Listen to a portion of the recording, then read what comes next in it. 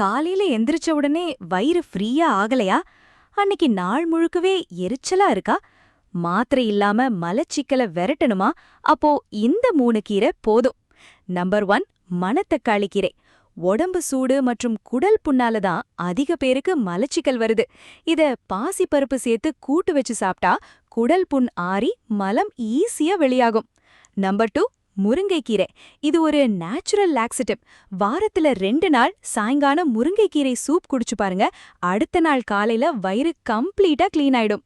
Number 3, பருப்பு கீரை அல்லது பசலைக்கீரை மசியல்.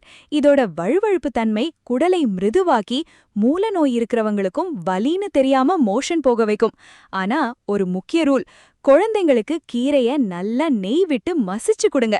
வயசானவங்களுக்கு முருங்கைக்கீரை ஜீரணமாகாது, அதனால சூப்பா கொடுங்க.